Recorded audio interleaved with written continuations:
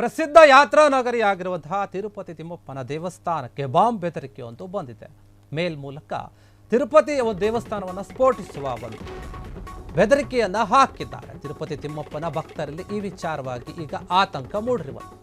ಮೇಲ್ಮಾಡಿ Tirupati ಸ್ಫೋಟಿಸುವುದಾಗಿ threat ಮಾತು ಕೇಳಿ ಬರ್ತಾ ಇದೆ. ತಿರುಪತಿ ತಿಮ್ಮಪ್ಪನ ದೇವಸ್ಥಾನದಲ್ಲಿ ಬರುವಂತಹ ಭಕ್ತರಿಗೆ ಈ ಒಂದು ವಿಚಾರದಲ್ಲಿ ಆತಂಕ ಮೂಡಿದೆ. ತಿರುಪತಿಯ ಶ್ರೀನಿವಾಸಂ ಮತ್ತೆ ವಿಷ್ಣು ನಿವಾಸಂನಲ್ಲಿ ಶೋಧ ಕಾರ್ಯ ನಡೀತಾ ಇದೆ. ಈ ಒಂದು ವಿಚಾರವಾಗಿ ತಿರುಪತಿ ರೈಲ್ವೆ ಸ್ಟೇಷನ್ ಆಗಿರಬಹುದು, ಬಸ್ ಸ್ಟೇಷನ್ ಆಗಿರಬಹುದು, ಎಲ್ಲ ಕಡೆ ಕೂಡ ಶೋಧ ಕಾರ್ಯ ನಡೀತಾ ಇದೆ. ತಿರುಮಲ ಕಾಳಹಸ್ತಿಯಲ್ಲಿ ಬಾಂಬ್ ನಿಷ್ಕ್ರಿಯ ದಳ ತಪಾಸಣೆಯನ್ನು ಕೂಡ ಮಾಡ್ತಾ ಇದೆ. ಈ ಒಂದು ವಿಚಾರದಲ್ಲಿ ಇನ್ನು ಅದೃಷ್ಟವಶಾತ್ ಎನ್ನುವಂತೆ ಎಲ್ಲಿಯೂ ಕೂಡ ಸ್ಫೋಟ ಕಂಡು ಬಂದಿಲ್ಲ ಇದುವರೆಗೂ ಕೂಡ. ಸಾರ್ವಜನಿಕರು ಭಯಭೀತರಾಗುವಂತಹ ಅವಶ್ಯಕತೆ ಇಲ್ಲ ಅಂತ ಹೇಳ್ತಾ ಇದ್ದಾರೆ ಅಲ್ಲಿನ ಪೊಲೀಸರು, ಆಡಳಿತ ಮಂಡಳಿ ಎಲ್ಲವೂ.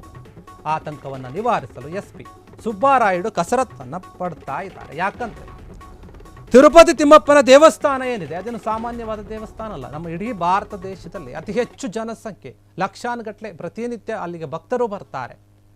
ತಮ್ಮ ತಮ್ಮ ಬೇಡಿಕೆಗಳನ್ನು ಅಥವಾ ಆರಕೆಗಳನ್ನು ತೀರಿಸೋಕೆ ತಿಮ್ಮಪ್ಪನ ಮೊರೆ ಹೋಗ್ತಾರೆ.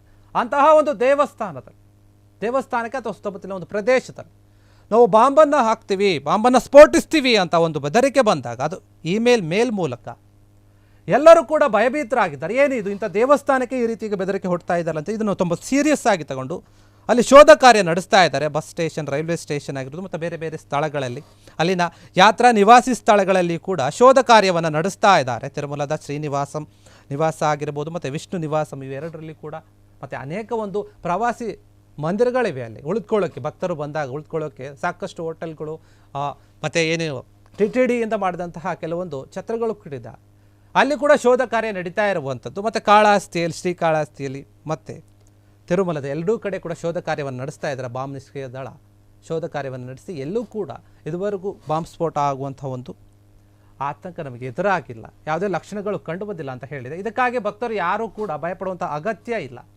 ನಾವು ಎಲ್ಲವನ್ನು ಕೂಡ ಚೆಕ್ ಮಾಡ್ತಾ ಇದ್ದೀವಿ, ಯಾರು ಭಯಪಡಬೇಡಿ ಅಂತ ಭಕ್ತರಿಗೆ ಹೇಳ್ತಾ ಇರುವಂಥದ್ದು. ಈ ಒಂದು ವಿಚಾರದಲ್ಲಿ ಆತಂಕವನ್ನು ನಿವಾರಿಸೋಕೆ SP ಸುಬ್ಬಾರಾಯುಡು ಕಸರತ್ತನ್ನು ಮಾಡ್ತಾ ಇದ್ದಾರೆ. ಇದನ್ನು ತುಂಬ ದೊಡ್ಡ ಮಟ್ಟದಲ್ಲಿ ಸೀರಿಯಸ್ ಆಗಿ ತಗೊಂಡಿದ್ದಾರೆ. ಯಾಕಂದರೆ ಒಂದು ವೇಳೆ ಏನಾದರೂ ಅವರು ಹೇಳಿದಂತೆ ನಡೆದು ಬಿಟ್ರೆ ಸಾಕಷ್ಟು ಜನರ ಒಂದು ಪ್ರಾಣ ಹೋಗುವ ಒಂದು ಇದಿರುತ್ತೆ.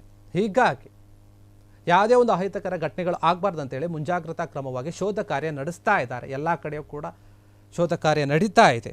ಬಂದಂತಹ ಭಕ್ತರಲ್ಲಿ ಸ್ವಲ್ಪ ಪ್ರಮಾಣದಲ್ಲಿ ಆತಂಕ ಕಡಿಮೆ ಆಗಿದೆ ಇದರಿಂದ. ಯಾಕಂದರೆ ಎಲ್ಲೂ ಕೂಡ ಆ ರೀತಿಯ ಲಕ್ಷಣಗಳು ಕಂಡು ಬಂದಿಲ್ಲ.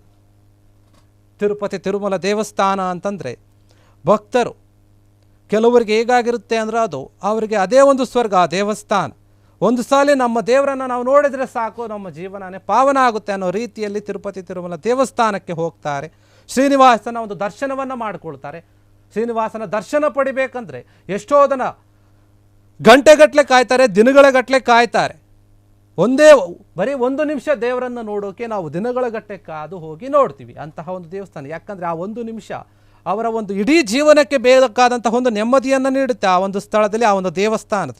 ಅದರ ಅನುಭವ ಆಗಿರುವವರಿಗೆ ಮಾತ್ರ ನಾನು ಹೇಳುವಂತಹ ಒಂದು ಮಾತುಗಳು ಅರ್ಥ ಆಗುತ್ತೆ. ಯಾಕಂದರೆ ಆ ಒಂದು ದೇವಸ್ಥಾನ ಆಗಿರ್ಬೋದು, ಅಲ್ಲಿನ ಕ್ಷೇತ್ರ ಆಗಿರ್ಬೋದು, ಆ ಒಂದು ದೇವರ ಮಹಿಮೆ ಆಗಿರೋದು ಅಷ್ಟರ ಮಟ್ಟಿಗೆ ಇದೆ. ಅಂತಹ ಒಂದು ದೇವಸ್ಥಾನಕ್ಕೆ ಯಾರೋ ದುಷ್ಕರ್ಮಿಗಳು ನಾವು ಬಾಂಬ್ ಹಾಕ್ತೀವಿ ಅಂತ ಬೆದರಿಕೆಯನ್ನು ಕೊಟ್ಟರೆ ಯಾರು ಸುಮ್ಮನಿರ್ತಾರೆ ಹೇಳಿ? ಬರೀ ಒಂದು ಏನಲ್ಲಿ ಬಂದಿರುವಂತಹ ಬಾಂಬ್ ನಿಷ್ಕ್ರಿಯ ದಳ ಮಾತ್ರ ಅಲ್ಲ, ಅಲ್ಲಿ ಬಂದಿರುವಂಥ ಭಕ್ತರಲ್ಲಿ ಕೂಡ ಆತಂಕ ಮತ್ತು ಕೋಪ ಕೂಡ ಬರುವಂಥದ್ದು. ಈ ರೀತಿಯ ಒಂದು ಪುಣ್ಯ ಸ್ಥಳದಲ್ಲಿ ಈ ರೀತಿ ಬೆದರಿಕೆ ಬಂದಿದೆ ಅಂದರೆ ಎಲ್ಲರೂ ಕೂಡ ಇದಕ್ಕೆ ವಿರೋಧ ವ್ಯಕ್ತಪಡಿಸ್ತಾರೆ. ಆದರೆ ಅಲ್ಲಿ ಈಗ ಆತಂಕ ಪಡುವಂತಹ ಅಗತ್ಯ ಇಲ್ಲ ಅಂತ ಹೇಳ್ತಾ ಇದ್ದ.